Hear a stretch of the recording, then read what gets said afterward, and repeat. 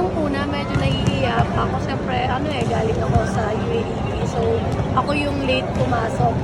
Kasi sila Pia na unang mag-training pero sa akin. Pero patagal naman ng patagal, nagiging okay din. Kasi hindi naman po sila mahirap na pakisamaan. Kasi kilala ko naman na po yung ibang players and mababait po talaga sila.